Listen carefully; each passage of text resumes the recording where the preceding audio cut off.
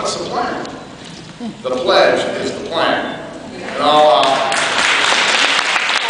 my colleagues last summer when we were listening to the American people with our America Speaking Out project, wanted to have what I would call a political document going into the election. And I told them that no, we are not going to have a political document. We're going to have a governing document.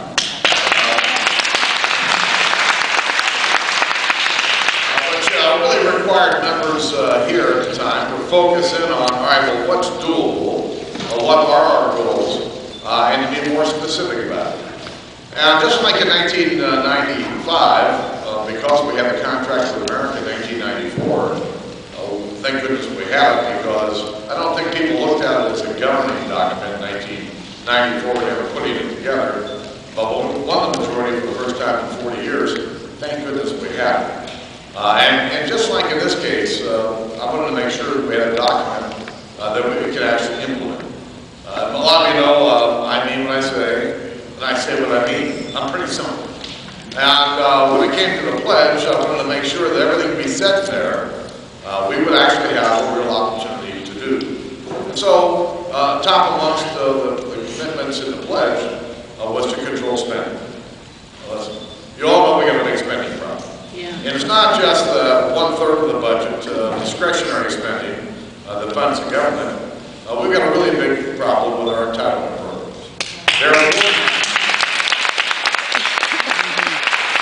These programs, Social Security, Medicare, Medicaid, are important to tens of millions of Americans. But they're not sustainable in their current form. And they're certainly not affordable for our kids and grandkids, who would have to fork over half of their check. Their paycheck to pay for our benefit. Most people would find that unfair.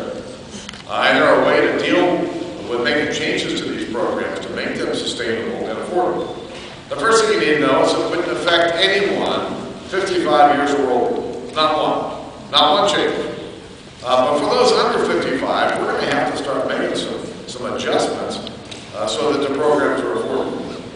We're going to go out there where the president won't go. Now, you all know the president set up a deficit reduction commission a year ago.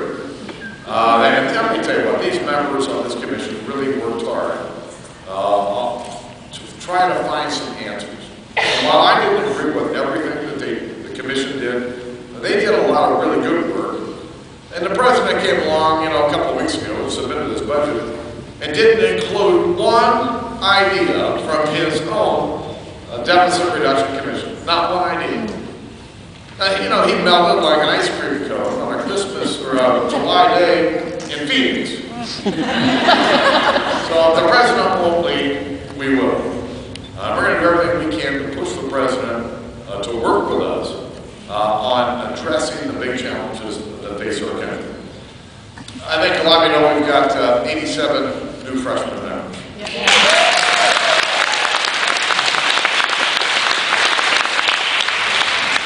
That's more than 1/3 of our majority of 242 members.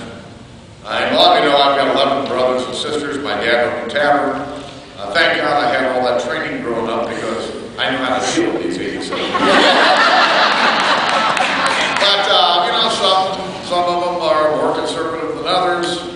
I won't get into descriptions of all of them because you'd really find it hilarious. Listen, we work in a place, there's 435 of us, and we have some of the smartest people in America. And we have some of the dumbest. Yeah. We have some of the nicest people you'll ever meet in your life, and some of the raunchiest. I mean, this is the Congress of the United States. Will Rogers was famous for making jokes out of Congress, and frankly, it wasn't part of it. But remember, all this is a slice of America. And this slice is here and trying to do its best representing the will of the American people.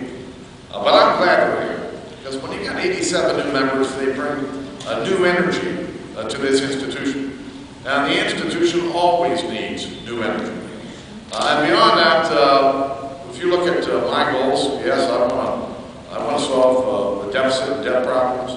I want to get the economy going again. but I also want to fix the institution of which I happen to be the speaker. This place is broken. You know it's broken. The American people know it's broken. And I think the number one responsibility of the speaker is to protect the institution. And so you're going to see more debate on the floor of the House than you've seen. You're going to see more amendments offered by people on both sides of the aisle.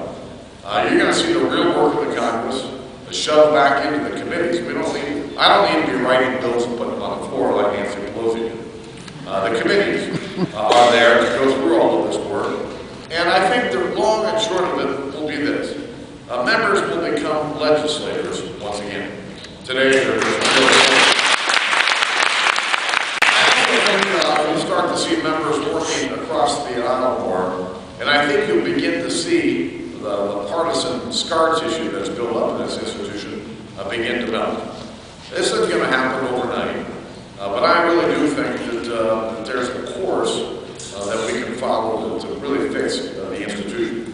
And those new members are a great big part of it. You know, amongst those 87 new members are 9 female members who praise the Lord.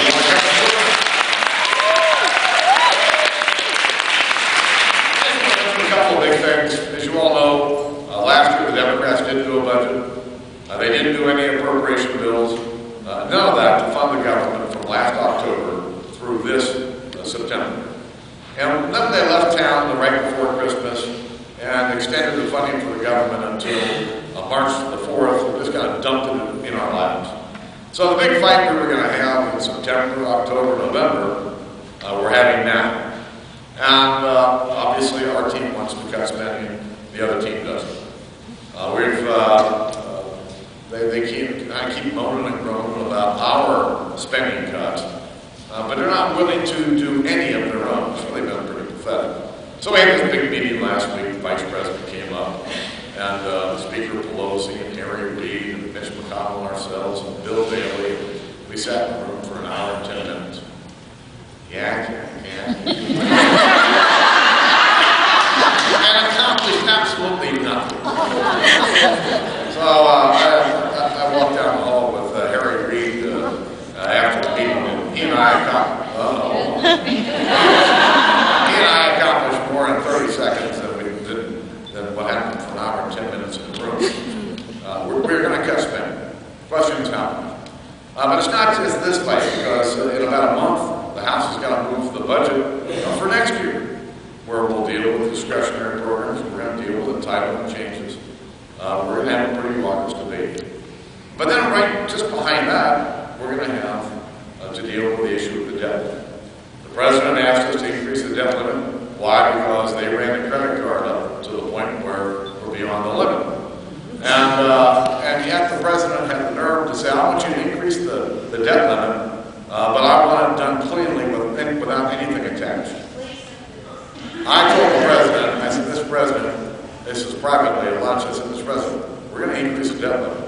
But there's no way there are any votes in the House to give you an increase in the debt limit without making real changes to the way we spend people's money. The long and short of it is, if you go back to January, the first 4 or 5 months of this year are going to say more about who we are as a party than anything that will happen in the next 2 years. These are really important fights. We've got a formula for keeping the government open, but keep cutting spending. We've got a formula for how we want to get ahead. Of course, I've got a lot of members with other ideas about all the things that we could be doing. So I'm trying to keep, as Mitch McConnell would say, all the frogs in the real room. But it's hard, I'll tell you. You know, there's another issue right there in front of our eyes that's going to hit us before we can say boo, and that's going to be $4 and $5 gas prices. As you all know, going back 4 years ago, we had the American Energy Act, our all of the above plan that would bring us more energy, lower the price of energy, and clean up the air, and put 1 million people in America to work on creating energy resources right here in America. And get them to move. But I'm going to tell you what, this issue is going to be front and center very soon. And we are going to deal with it in the same way we dealt with it last time. When the American people stay engaged in our government, they decide every day what we will do. And if the American people get engaged like I think they're about to, around Memorial Day, when they start to see $4.50, $5 gas, they're going to be hot. And maybe we can get the Senate and the White House to finally listen. For 35 years, America has had this energy problem. And for 35 years, the radical environmental community has done everything they could to keep us from having an energy policy. And I think when the iron's hot, you have to strike it. And I think the iron's going to get pretty hot here in energy. And I think you're going to see us do what the American people want. You know, it was mentioned when I was being introduced what our job is. Our job is to listen to the American people and express the will of the American people. It isn't about imposing on America what I think. It's not about me. This is going to be about the American people. And I explain this to my colleagues every day. If you begin to think this is about you, some of them do, you know, you're cruising down one-way street toward a dead end. I am trying to do everything I can to kind of reposition, if you will, put a new face, a new description on who we are as Republicans. I want to make sure that when the 2012 election comes, people look up and say, you know, these are reasonable, responsible adults who we can trust to govern our country. It's a big act to pull off, but I'm ready for it. Thanks for being here. Yes, ma'am. The main reasons we help so many new Republicans get elected is we want Obamacare to be defunded and hopefully repealed in 2013. And then we just found out the other day that apparently Obama and Pelosi and Reid or whatever snuck in $105 billion worth of appropriations for Obamacare in the health care bill. So how can you defund it? Is there a way now to defund it? Well, 1/3 of our government. We're going to leverage that as best we can, but we do not have a majority, and as a result, we're going to continue to fight and help people understand more about Obamacare. If you don't think you like it now, wait till we get done explaining all the garbage that's really in there, and I think that will help set up the 2012 election. Yes, ma'am. This is my husband's idea, and I hope that you could reconsider it. When you make over a certain amount of money when you're on Social Security, it is taxed. So instead of putting that money into the general budget, you can put it back into Social Security because we can tax again while you're on Social Security. It'll help the poor, and the rich will be helping the poor. So how could that deny that? Well, you know, we could do that, but understand that it's all one big pot of money. Now they talk about the Social Security Trust Fund, but all there is in it are a bunch of IOUs because the money's all been spent. The key here is that we've got to control spending. The other key is we've got to fix these entitlement programs. But the way you presented it, a lot of Americans would probably find that acceptable, but we'd have to find a real mechanism so the money wouldn't get spent. You know, around here,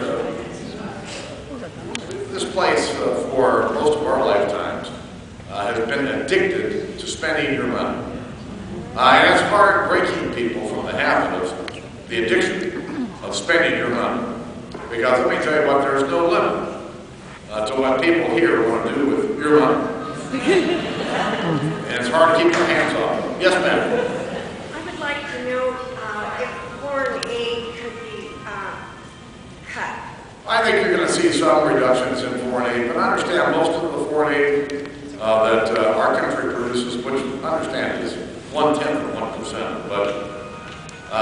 Most of the foreign aid that we supply around the world is intended to keep people at peace. And trust me, the foreign aid money is a small price to pay to keep people behaving themselves as opposed to the cost of war and the cost of other problems. But you're going to see some real hurdles on it. But it's easy. My colleagues do it all the time, throwing 4 and 8 under the bus. It's intended to provide for a more peaceful world. We are the largest exporter in the world. It's in our interest that people are at peace, because when they're at peace, they're buying our goods, they're buying our services. It's a small price to pay for the jobs that it creates here in America. Yes, ma'am. Speaker, we hear a lot of talk about releasing the oil reserves to help keep the inflation and gas prices down. Your opinion, sir? Well, I talked about it this morning in my college. It might be one of the dumber ideas that I've heard.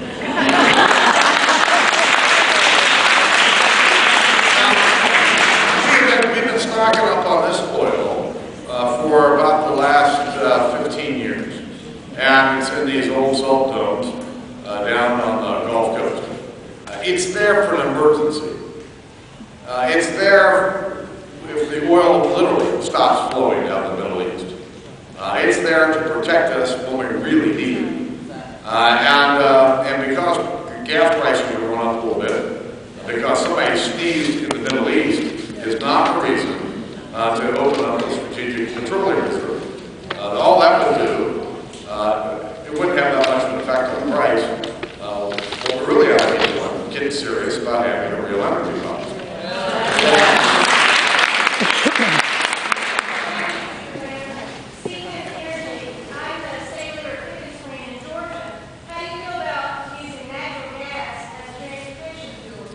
I've been working with Mr. Pickens for the last couple of years, when Speaker Pelosi and Majority Leader Reid kept promising him, oh no, we're going to vote, we're going to vote. And I told him, I said, no, they're blowing smoke in your ear. They're not going to give you a vote. And they didn't give a vote. I talked to him in October, and I told him, we are going to move something similar to your plan.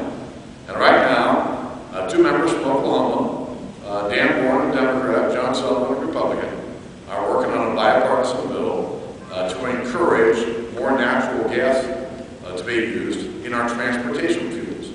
And what's good about this is we've got more natural gas than we know what to do with. We're finding it almost everywhere. It's all the supply is driving down the price. And you can operate a diesel truck with natural gas at 1/3 of the price. 1/3 of the price. Not a third less, 2/3 less than the current price of diesel. And for these big fleets that operate in our cities, it's a natural for all of them. So I suspect you'll see a bill here in the next several months. Yes, ma'am. I'd like you to step up to positive communication to, offset all the liberal press. We don't always get the positive things that you're doing.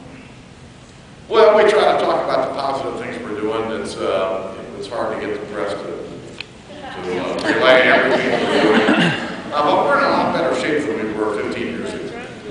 When we won the majority in 1994, think about this. Take yourself back to 1994. We had one 24-hour news channel on cable that just did news. We had one radio talk show host in America who no one ever heard of. There was an internet, but only a couple of geeks out in Palo Alto, California were using it. Now you think about where we are today in terms of the number of talk show hosts that are out there on radio, the number of cable channels that do mostly politics, blogs, YouTube, Facebook, Twitter, Dig. We have a much better time of communicating, an easier way to communicate today than we did. But still, the big networks have pretty large audiences. They're not real interested in what we have to say. But we've got a better chance at communicating now than we did. All right, last one. Mr. Speaker, in light of the Obama administration's policy on rendition and enhanced interrogation, what can be done to re-empower the CIA and the intelligence community to defend the country? Well, as most of you may or may not be aware, the Obama administration has really handcuffed our intelligence officials around the world from being able to do their job. And, we don't do interrogations anymore. We do debriefings. The CIA isn't allowed to debrief anyone. The FBI has to do You know, the FBI, God bless them, they're police officials. They're not trained intelligence officials. The long and short of this is that the morale amongst our various intelligence agencies here in town and around the world, the morale is pretty low. You understand, these people are putting their heart and soul into getting information to help keep Americans safe. And I go out to the agency and other places once in a while just to say thanks to those officials who are working so hard. It's going to be difficult, or virtually impossible for the Congress to change how the administration does its job. I disagree with what they're doing, but that decision will be left in front of the American people in November of 2012. Keep up the great work.